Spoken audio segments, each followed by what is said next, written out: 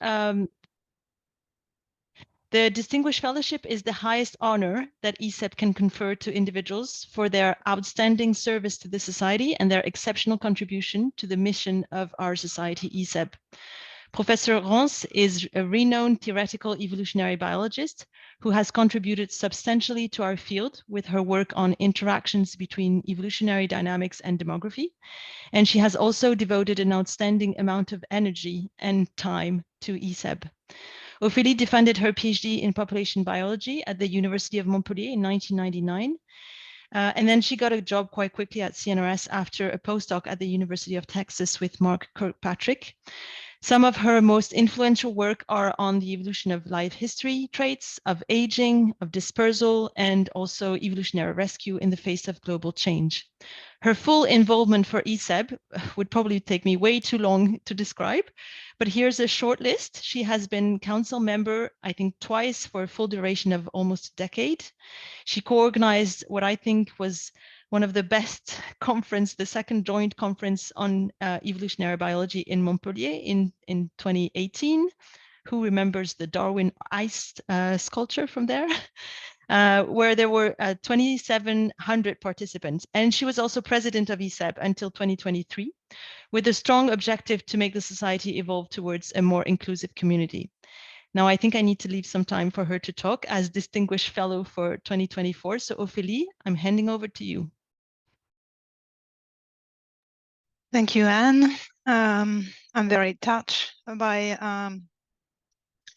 this honor that I received from ESEB, and I want to, so this is the title of my talk, and I want first to say, I need to go. Yeah, I want to say thank you to ESEB, which is a community in which I grew as a researcher from the very beginning, and in which I felt supported and loved actually by colleagues and friends for many years. And this support I received from my community was really a key element I consider in the happiness and success of my career in evolutionary biology. And so I just put together a bunch of pictures that were taken at couscous parties that I organize regularly at my place, showing a lot of my friends, evolutionary biologists, that have attended those happy events.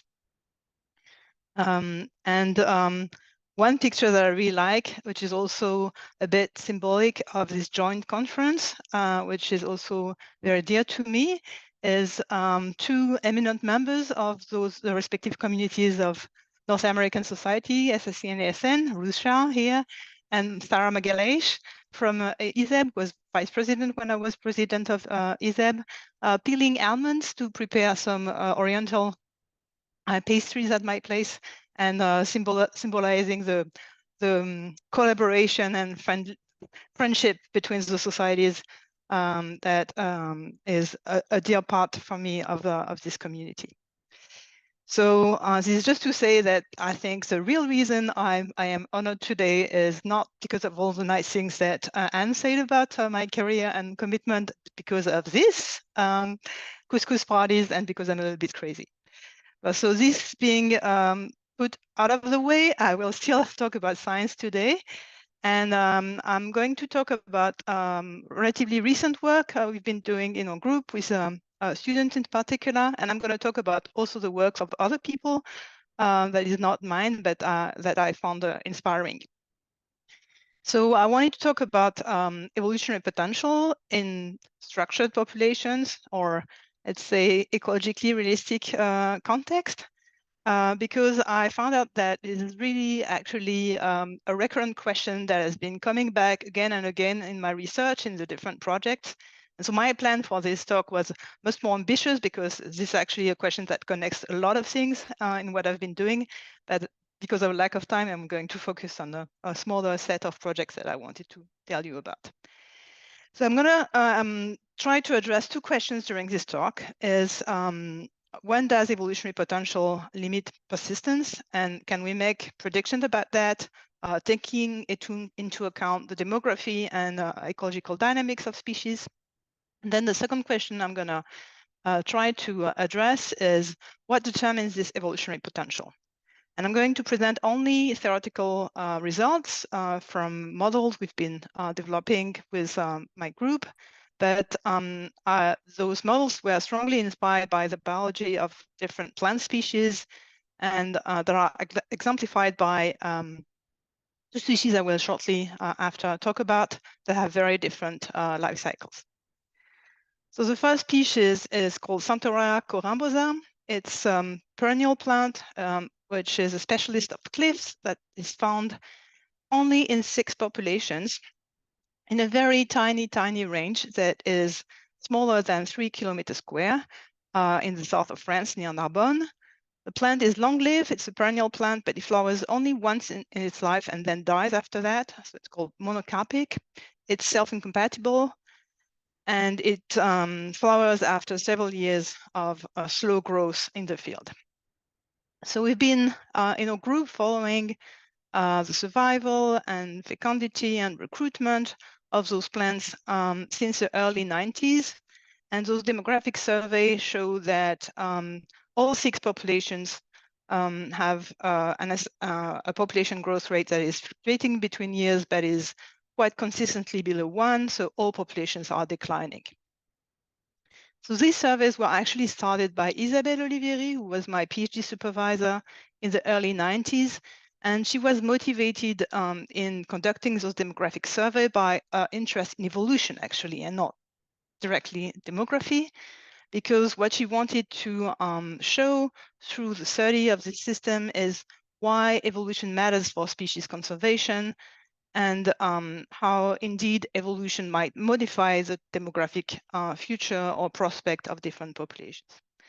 So this perspective on some kind of evolutionary biology for conservation is very well explained in this paper that was the last paper that Isabelle wrote with us before she passed away in 2016.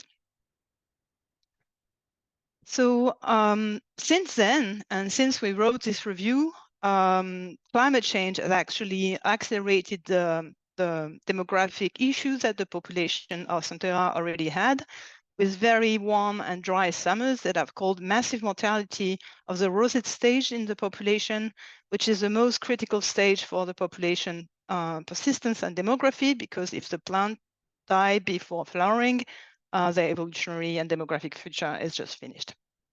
And so there's been some modeling exercise conducted by colleagues of mine in the group who showed that predict that the extinction probability is pretty high, between 20 or 90% of extinction within the next 20 years. And this probability of extinction is actually increased if you take into consideration climate change and increasing frequency of dry years. So because of this pretty grim prospect of survival of the species, which is unique to the region, managers of the land where the plant is growing have asked us to help them conduct some action to try to buy time for the species and try to avoid its immediate extinction. And so there were action of population reinforcement that were conducted, where seeds were collected in natural populations. The seeds were grown in a common garden where the plants were pollinated freely, and so there were free crosses between the different populations that were grown together in the same common garden. And 4,000 seeds were collected on those plants growing in the common garden and put back in natural population from 2018 to 2022 in the hope of boosting population numbers and avoiding too much trouble with a declining population size in those populations. Unfortunately, from a demographic point of view, this was only, I'd say, moderately successful, because from the 40,000 seeds that were put back in the population, today there must remain like a small hundred of individuals that are still alive in the different populations. But then the question is, even if this event was not demographically significant in terms of boosting population numbers, could it have a disproportionate effect on the future of those populations through a change in the genetic makeup of those populations? Because the population of Thoracorambosa, Corambosa, I forgot to mention, were strongly isolated. Even so, they are very close by from each other. There's a very strong genetic structure and almost no gene flow between those populations naturally. So by introducing individuals that are potentially crosses between different populations, we are introducing a genetic variation within each of those isolated populations that was not present before in the recent past. And so the question we ask is, by introducing a higher genetic, potentially a higher genetic variance in those populations, can this help the population adapting to a changing and warmer environment, and can it lead to its evolutionary rescue, which is the population could grow again after this long period of decline?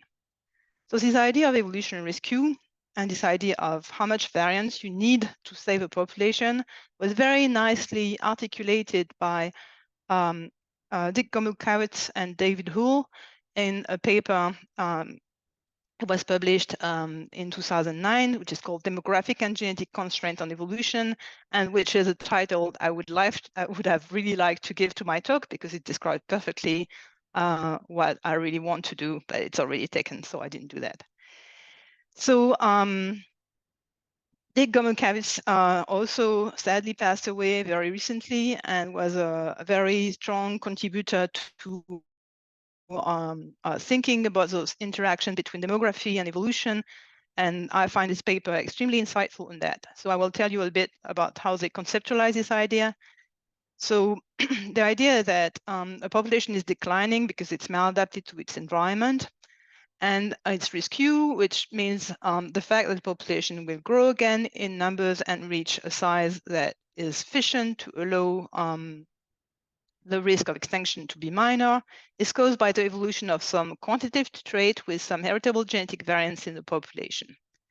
So while the trait is evolving and getting closer to some optimal value, the growth rate of the population is increasing and reaching values above 1 at some point in time, where the population starts to grow back. And so until then, the population declines.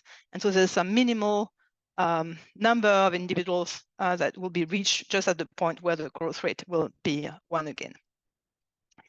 So if the speed of evolution is critical in this race between population decline and the speed of evolution, which means that being genetically variable is not enough to rescue the population and secure adaptation, because if the genetic variance is too low, the population will decline for for such a long time that it's potentially going under a threshold viable population size, or at least in a range of population size where the risk of extinction are really high. So the definition of a critical genetic variance for adaptation to a changing environment is the level of genetic variance that allows a population to stay above this threshold viable population size all the time during this period of adaptation. So the question we have here is, if you consider a species like Xanthorea corambosa, it has a complex life cycle with different stages, seedlings, rosettes, and flowering plants. And those different stages have a different ecology, a different contribution to demography. And the question we ask is, how do you define a critical genetic variance when you take into account those complex life cycles? So not only you've got those different stages in the life cycle with rosettes, seedlings, and flowering plants, but within each stage, you've got also some heterogeneity, because you can have plants of different size. And so a given seedlings can grow into a rosette of different size. Those rosettes can grow in rosettes that are older, of different size. And then there's transitions that a rosette might be big enough to flower. It can grow to flower at a bigger size, or it can shrink, or it can skip reproduction until it grows again. And the plants themselves produce seedling of different sizes. So size is a big determinant of the vital rates of individuals in the population, and our demographic surveys have allowed my collaborators to parameterize integral projection models for that species. And those data show that size is a strong determinant of fecundity, with the number of capitula being highly correlated to the size of plants, that larger plants generally survive better, have a higher probability to flower. And so because of size is such an important component of fitness, what you could make the hypothesis that if the individual growth rate was able to evolve, and so that individuals could reach a larger size sooner, it could have a large impact on population demography and potentially could help to regain a positive population growth rate. So the idea was to introduce some evolutionary process within this integral projection model that is structured by both age and size. But there's been a lot of discussion in the literature about issues when you're trying to introduce evolution in those type of models, in particular when you're making size itself the evolving trait that is evolving in the population. And there's been a number of papers that have raised those issues that arise when you consider size as a quantitative trait that is evolving in those populations, and some inconsistency with quantitative genetic theory that emerged. So instead, what we wanted to do, and that's what we did during the PhD of Adele Ehrlichman, who defended recently this spring, is to introduce heritable variation, not directly for size, but for the growth function that governs how size is changing from one step to another. So basically, if you've got some plant with size X and age A at time T, it can grow or shrink to a different size at time T plus 1, and you've got some distribution probability of the size of those plants is the next time step, with some expected size given its size and age at time T, which is given by some function. So this is what is done in a purely demographic IPM. And what we do now is that we introduce some quantitative trait with modifying this expected size at the next time step. So this is our tree Z, and it's just modifying this growth function. And so what we ask is if we introduce more or less genetic variation for this trait, which governs the speed of growth, basically, how much variance in this trait do we need to save the population? So we start our simulation with 500 seedlings of Santhera corambosa, which corresponds approximately to what we might introduce in a given reinforcement attempt in a population. And we looked at the joint demography and evolution of this cohort of diversified seedlings throughout 50 years. So interestingly, so those graphs show the evolution of our phenotype, which is related to the speed of growth in different age classes through time. And for the different colors are for different initial input of phenotypic variance in the reinforcement. So 0 variance is assuming that all plants have exactly the same growth function, and those parameters describe increasing level of variation in this growth function among individuals that were initially introduced.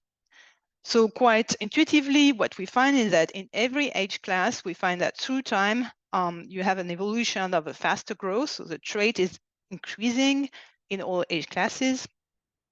And it increases faster most of the time when you introduce more variance for this trait. So it's just consistent with what you expect.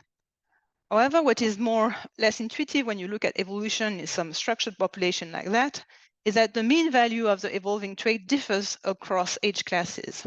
In particular, what was a bit surprising for us initially is that you find that the value of the growth the average value of the growth rate that evolves in the older age classes is smaller.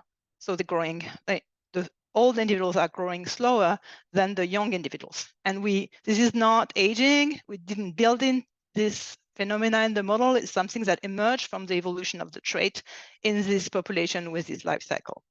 And the explanation for it is really due to the life cycle of the species, which is a monocarpic species. So when it grows very fast, reaches a size where it can flower, and after it flowers, it dies, which means that in older age classes, you find only the individuals that grow slowly enough so that they didn't reach the size where they should flower. So the only individuals remaining in the old age classes are those that are slow grower and did not flower. So you've got some kind of interesting selection acting differently on the different age classes, because globally at the level of the population, it is advantageous to flower early and to grow fast. But if you look at who remains in those age classes, you will find a different subset of individuals. So you've got a structure that emerged from selection, but selection going in the other direction that you would expect. So this shows that introducing structure can lead to counterintuitive patterns of evolution in the population. So because plants are evolving to grow faster, you also have an evolution through time of the average distribution of plant size in every age class and type and stages. So this shows for a different time point the distribution of size in different age classes. So the seedlings size distribution does not change through time because it's not affected by the growth rate in this model, but you can see that with increasing level of variance for the growth rate, we have sometimes evolution of much larger individuals in different age classes. But what is also interesting, and so because bigger individuals survive better and produce more seeds, this increase in size has also benefits in the demographic level by allowing the population number to build up, as you can also see in those examples. But in the case where you introduce too much phenotypic variance initially in the population, you see that this is not happening. You've got evolution of larger individuals, but they are fewer in numbers, as shown, for instance, with the blue curves that is almost flat. So too much variance in individual growth rate is also not good, because then you also have fast-growing individuals, but a lot also of slow-growing individuals. And this variance load is decreasing the population demography and causing a decline in the number of individuals. So you can see that more clearly if you look at the total number of individuals in the population through time in our simulation. So if you introduce no phenotypic variance, the species, as we already explained, is doomed, and it will you will introduce individuals in your reinforcement, but they will all be dead after 15 years, after 50 years, obviously. If you introduce too little variance, this is not going to change the result. You're going to lose the population as well. And only for a range of phenotypic variants that you introduce to the population, you will have eventually regrowth of the population and evolutionary rescue.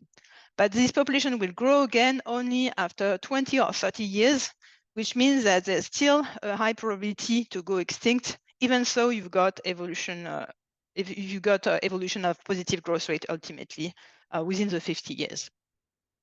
And if you introduce too much variance, you actually accelerate the decline and the miss of the species by introducing more variation, because you've got this variance load I was telling you about. So to conclude this first part, what's going on is that you can see that indeed you can model in a structured population the introduction of genetic variation, and evolution of the growth rate can reverse the decline of the population. But this happens only for a narrow window of genetic variation. So this is not trivial that you can add exactly the amount of genetic variation you need to rescue the population. This rebound occurs only after 20 years of decline.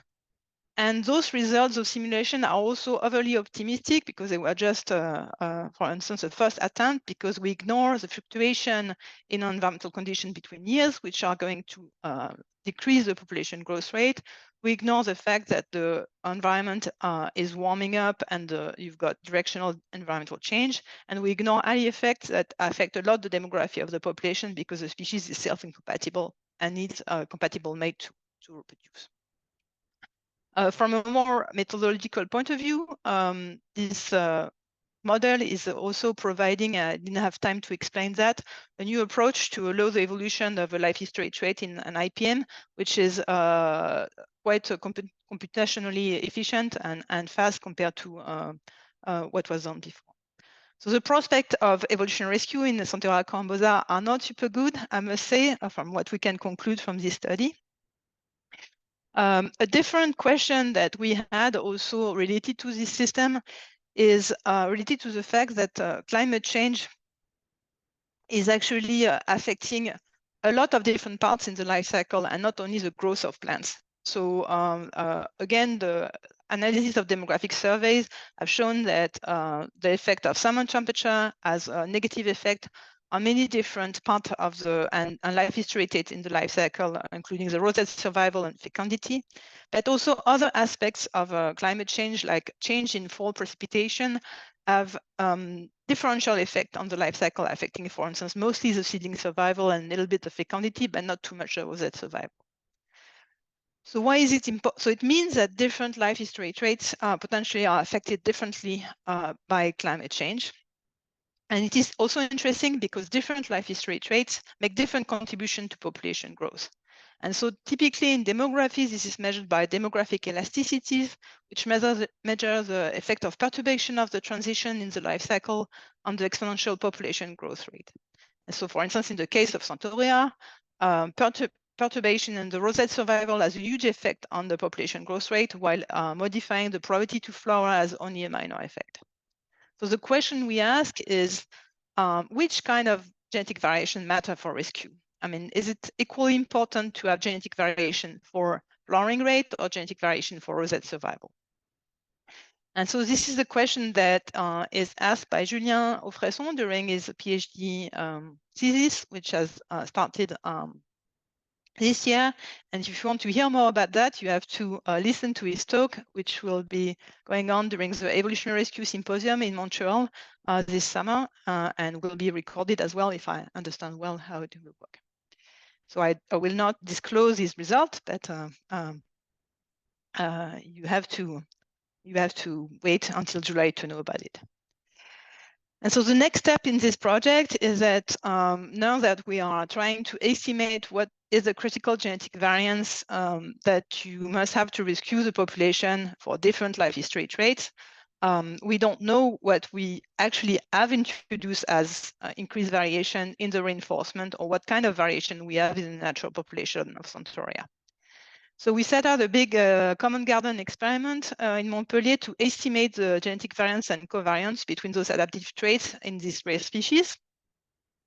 And the idea is try to quantify how much genetic variation was introduced in the reinforcement in the same seed lots that were used to add in the population that are potentially hybrids between different populations. So one issue with this kind of experiment is that it's hard to know if we can really compare the quantity-genetic variation we're going to measure in the common garden and the quantity-genetic variation that is expressed in the wild, because this is a plant of Santora corambosa growing in Montpellier in the experimental garden, and this is a plant of Santora corambosa growing in its natural habitat. And you can obviously see that there's a huge plasticity in terms of traits, which makes it a bit difficult to know how much variation we'll measure in those conditions will actually be meaningful in the wild. So I will now turn to the second plant species I wanted to tell you about as an inspiration for more theoretical work. And I will turn to the same kind of issue of rapid evolution of traits being able to rescue population in the case of climate change. So as you may be aware of, a lot of cases of rapid evolution that have been discussed in the literature concern the rapid evolution of phenology in plant species. And one class what has become a classical example of that is a beautiful experiment, a resurrection ecology experiment in Brassica rapa that was studied by a group of people, and one publication about that was made by Elena Amann. So Brassica rapa, contrarily to Santora corambosa, is an annual plant with a relatively broad distribution. And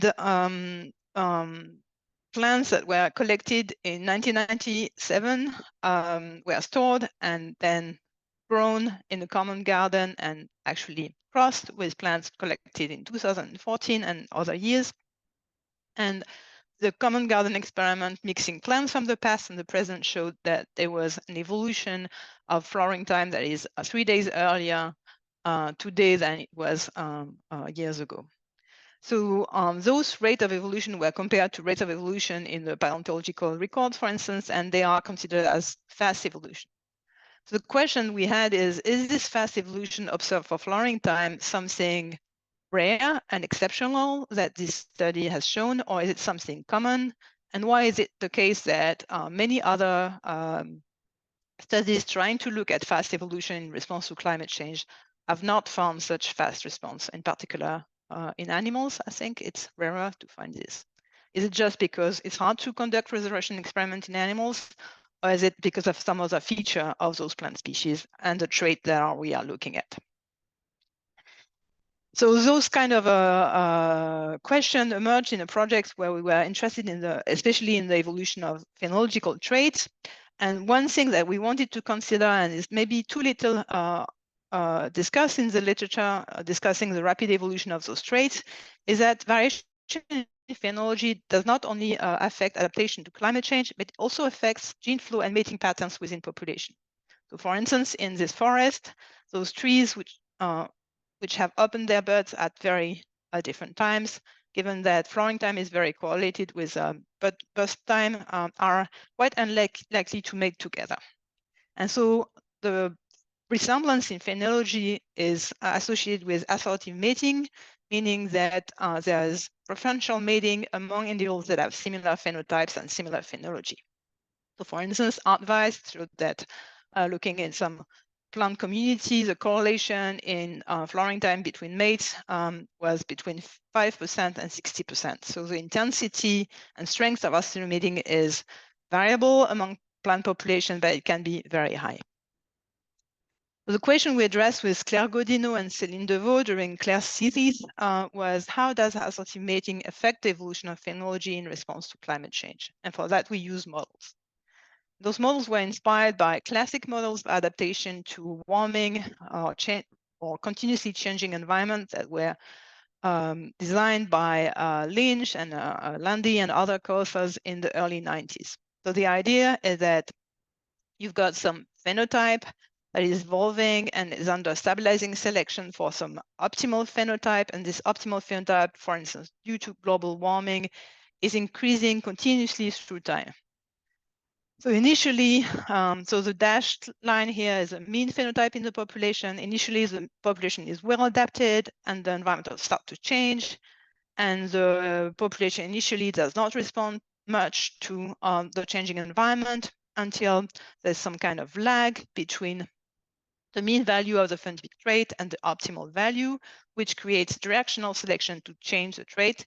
And then the mean value of the trait starts to evolve to track the shifting optimum, and it tracks this shifting optimum with some equilibrium lags that stays constant after a while, where the population evolves exactly as fast as the environment is changing. And because this lag, this mismatch between the optimal phenotype and the mean phenotype is increasing, the population growth rate decreases. And if this lag at equilibrium is too large, the population growth rate can go below 0 and population will decline and go extinct. So this is the theoretical framework that was designed by these authors. And it's also linked to a notion of critical genetic variance, because the speed of evolution will determine the lag at equilibrium and will determine whether population declines or persists. So in our model, we use this framework and we just consider that on top of that, the trait that is evolving was under assortative mating by time, similar to selection on flowering time. So only the plant that were flowering together could mate together. And so one first result, so here this graph is showing the lag to the optimum, so the distance between the mean phenotype at equilibrium in a changing environment and the optimal phenotype for different speed of climate change. So in green, it's a constant environment, and when you go toward purple, it's a faster and faster changing environment. And for different amounts of genetic variance, for different amount of genetic variants that were introduced in the population and maintained in the population. So for a given genetic variance, what we found in this particular model is that the expected lag, if you knew the genetic variance and it was the same whatever the mating system, the expected lag in this model would be the same for random and assortative mating. However, so those lines represent our analytical expectation if we knew the genetic variance, and the evolutionary lag is smaller when the genetic variance for the adapting trait is larger, which means that if there is some critical lag above which the population growth rate is negative, you could define for any speed of climate change a critical genetic variance that allows you to not reach this critical lag and maintain a viable population. So it's really important to understand how the genetic variance is going to evolve in the system and whether it's going to evolve to be below the critical genetic variance that allows you to stay below the critical lag, or a genetic variance that will be above this critical genetic variance and allow you to persist in this changing environment. So the question is, can assortative mating in phenology increase this genetic variance compared to random mating and thus allow the rescue of the population? So why do we think that assortative mating should change the evolution of the genetic variance for the trait?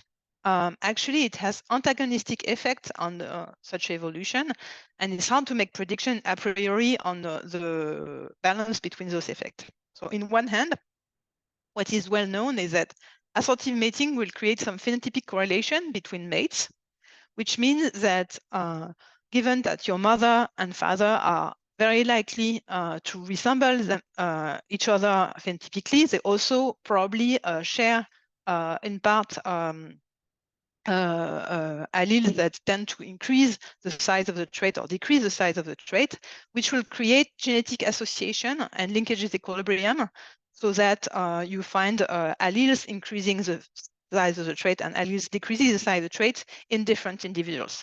And this will increase the genetic variance. So this is well understood, but something that is less often discussed is also the fact that assortative mating is also generating additional stabilizing selection, because individuals that are very extreme do not find a partner. And so you've got stronger stabilizing selection on the trait. And you've got stronger selection to resemble the most fit individuals. So assortative mating is making natural selection stronger as well on the trait. And this tends to decrease polymorphism by eliminating some alleles with large effect on the trait value. And this will tend to decrease the genetic variance. So unfortunately, we are unable to make analytical prediction at this stage on both those components of the genetic variance. So we run simulation, and what we found is that so the open symbols are the levels of genetic variance that evolve with random mating, and the closed symbols are the level of genetic variance that evolve with assortative mating. And so in a constant environment, we find there's very little difference in the genetic variance that evolves for random and assortative mating. And so we do not expect much difference in genetic diversity depending on mating system. However, as soon as you start to have a changing environment and one changing faster, you can see that in those simulations, the level of genetic variance that evolves with random mating, with assortative mating, is always larger than the level of genetic variance that evolves with random mating. And because you have a higher genetic variance with assortative mating, you also have a much smaller lag because of the relationship between the lag and the genetic variance. And so you've got much higher chance that the population persists in a changing environment if the trait under selection is involved into assortative mating. So more recently, so this was published in ESEB relatively recently, but we are continuing this work with Céline and Claire, and we have extended our model to include different types of assortative mating and different types of selection on males and females. That could also male flowering time and female flowering time could be under different selection. And we find that at least the different types of assortative mating have different effects on the evolutionary potential. So again, here in this graph, what is shown is the lines are analytical prediction and the symbols are simulation, showing the relationship between the level of polymorphism, so the genetic variance, the amount of variance you have at each locus in the population, and the genetic variance, which depends on association between allelic effect across loci. And in green, you've got what you expect with random mating, where the genetic variance is almost the same as the genetic variance. There's almost no linkage or a small negative linkage. And with assortative mating, you've got positive linkage disequilibrium. So you indeed have more genetic variance than you would expect given the genic variance. But what is interesting is that so in the constant environment, again, there's not much differences based on random or assortative mating, or even you can have less variance with assortative mating than with random mating. But in a changing environment, we also find again that assortative by time in those different scenarios is maintaining more variance than with random mating. But it's not true if we consider different type of assortative mating, like assortative preference, where females are choosing mates that resemble them, but you don't have this time effect where only individuals that flora at the same time can mate together. So different mechanisms to generate associative mating have different effects on the maintenance of genetic diversity. This is the message from this complicated slide. So to conclude on this part, associative mating for flowering time results in the evolution of larger genetic variance in a changing environment than under random mating, but this is not necessarily true in a constant environment, and this is not necessarily true for any type of associative mating. It's particularly true for assortative mating by time, so it concerns particularly the evolution of flowering time. So this higher genetic variance reduces adaptive lags and generally increases the fitness under climate change.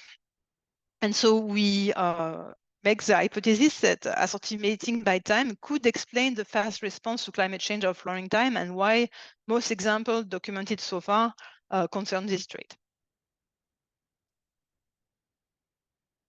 So this is just a short comment that I wanted to make about the fact that the complex life cycle that we discussed about the Centaurea will also affect the evolution of the genetic variance. So this is actually a very recent result we obtained during the master project of Hugo Tessier, who was co-supervised by Julien Offresson. And we looked at the evolution of a trait that will affect the probability flower, so that individuals with an optimal trait value will flower earlier than individuals that have a non-optimal trait.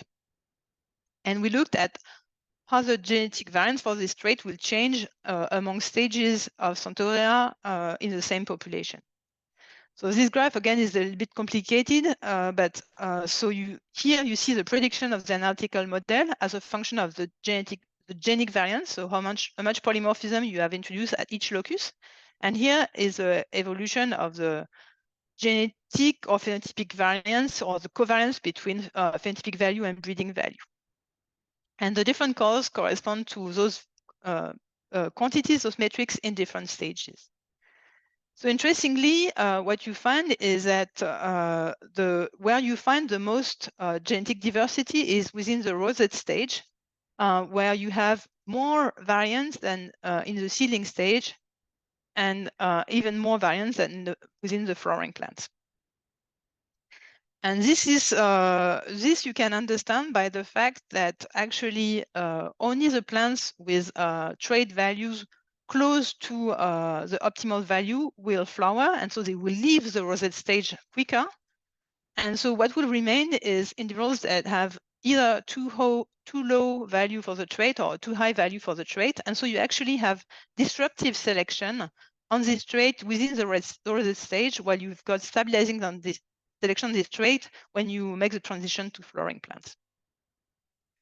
And interestingly, this selection is also creating weird patterns where sometimes the phenotypic variance can be less than the genetic variance in the population. So you've got some kind of cryptic genetic variance because of negative correlation between permanent environmental effect and genetic effect that build up during with selection in a structured population with multiple episodes of selection. So to conclude, I would like to come back on this idea of demographic and genetic constraints on evolution. And from those examples, we can see that both genetic and phenotypic variation for different life history traits is indeed the fuel for adaptation to a changing environment, and decide in interaction with their demographic dynamics whether those populations will persist or not.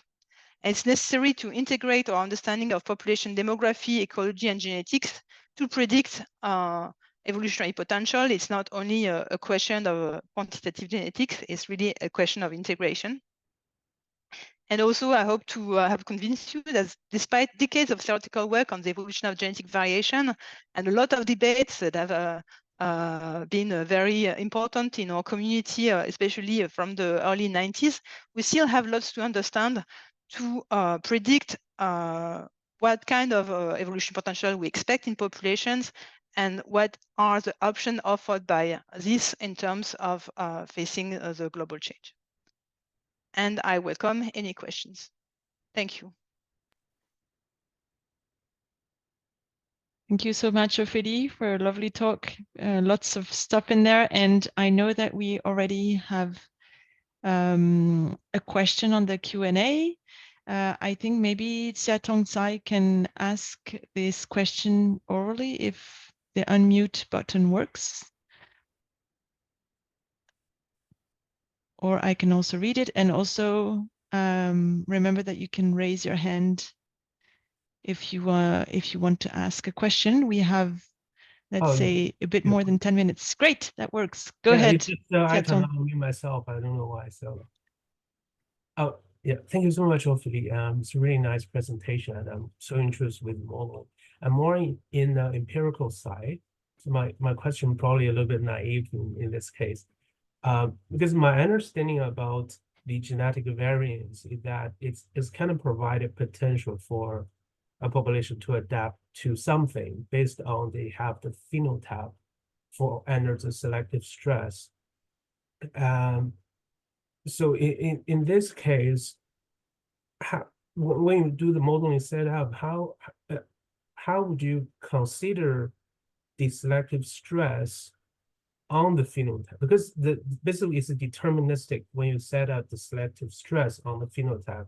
And the variance basically is you have to include a chance of this phenotype in the variance. But if there already be a deterministic stuff, how this becomes something in the modeling? Yeah, so I'm not sure I get completely your question, but what I understood is that you're asking about the part about selection, like how do we know the stress is changing selection on those traits, or is that because, for example, if let's say the selection is about the climate change, the temperature, yeah. so they need to have some genes. If this polygenetic or monogenetic, they have something be there which is under low selective stress in the past, which become so this kind of traits still keep in the population, and in the future, if there's high selective stress there, they can adapt in the future. So basically those parts were unknown, will cause genetic variance or genetic diversity, which could be useful in the future. But this is uncertainty. How did you in your model setup about the genetic variance, the curve in the 50 years, you set up maybe some rules that can link with the change of the population dynamic, demographic with the kind of selection?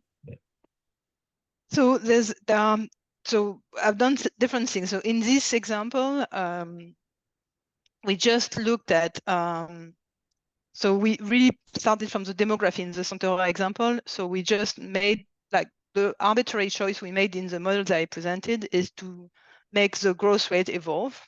And there are many questions about that because potentially we don't know how this growth rate will trade off with other life history traits. So we just imagined there was variation on the growth rate that was not immediately costly there. And really the selective force emerged from the demographic data, and there was no, function of selection that was explicit on this trait. It just emerged from the demographic model. In other cases, we looked at evolution of particular trait like flowering time, but I did not present that today. And we were using models, like mechanistic models, to try to understand selection in future climate, because this is one difficult question, is that if we haven't observed those environmental conditions, we cannot really predict which traits are going to be under strong selection in the future and how strong this selection will be. And for that, we try to use our mechanistic understanding of the relationship between traits and climate to predict future selection and future selection strengths. So that's something we've been doing as well to address this part of the question. I hope I've answered somewhat. Yeah, thank you so much. Thank you for the question. Maybe we can move on to, Yeah. there's two other people raising their hands. Daniel Enstedt.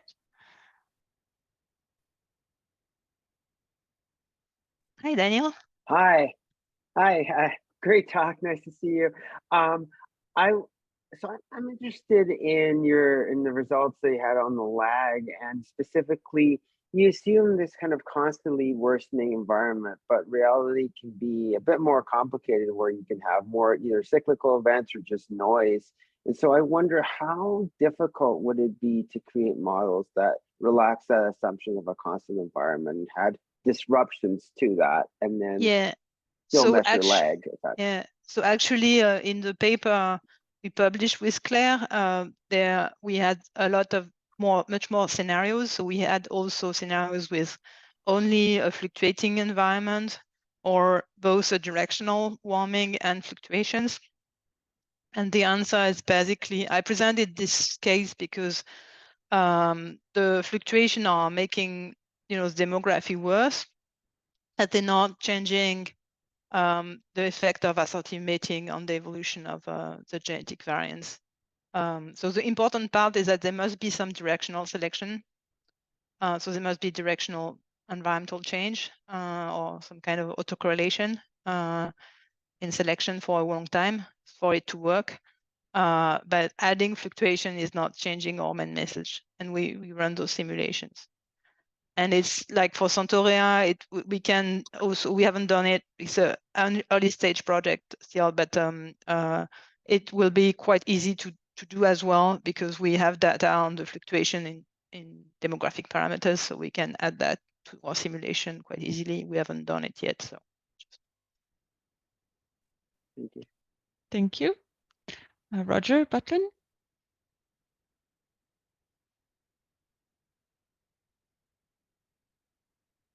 Hi, Roger. Hi, Ophélie. Yes, congratulations on the fellowship, and thanks for a great talk.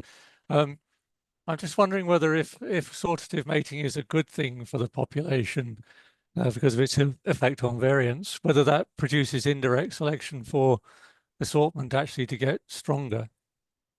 So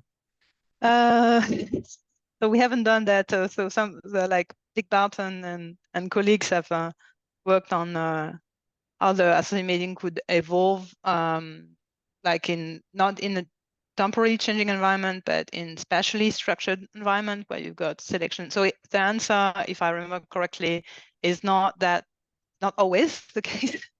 And what is interesting is that I think assortative mating,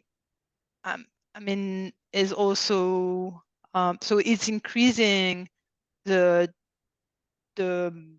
exposure of genetic variation in a changing environment. But it can also have costs in terms of losing mating opportunities potentially. And also the more recent work we're doing, where we are considering potential selection conflicts between male and female traits, shows that the effect of assortative mating is much more complex actually than the one that we described in the JEB paper, because assortative mating is actually changing the balance between selection acting on males and females. And depending on whether selection is stronger on males or on females, this can actually increase or decrease the lag, or cause lots of much more complex diversity of effects than we described there. So yeah, we are focusing on that rather than the evolution of asteroid mating, but it's indeed an interesting question as well. Great, thanks.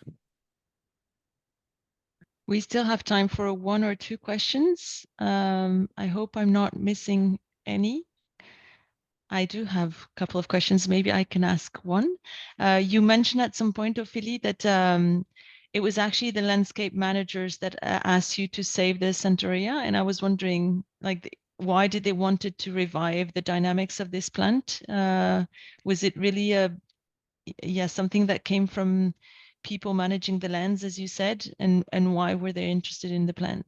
It's so the species is protected. It's red listed.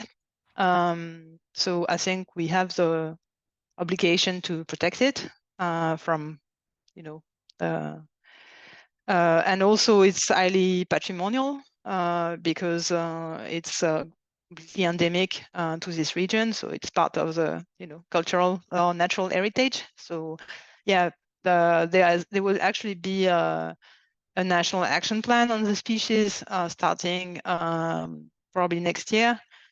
It seems a bit desperate, I agree, but yeah, symbolically, I think important for people, and it's kind of symbol as well for me of those species that live in very extreme environments and that are really jeopardized by climate change, which pushes them really, out of the limit of their very narrow and extreme niche. So I think it's an interesting example as well to, communicate about the effect of climate change on those specialists. I'm not sure the species has a huge, delivers huge ecosystem services, but I think people are attached to it. Great, thank you. I'm trying to look at, it's actually many people in the room, and I want to mention that it's very early for our colleagues joining from the Americas. So thank you for attending such an early talk for you guys. I think there's no more questions and we're close to the end of our session. So I want to thank again Ophélie for coming to give this talk this morning, this afternoon for some of us, and also congratulate you, Ophélie, for this recognition of your work and involvement in the ESEB Society. Thank you all.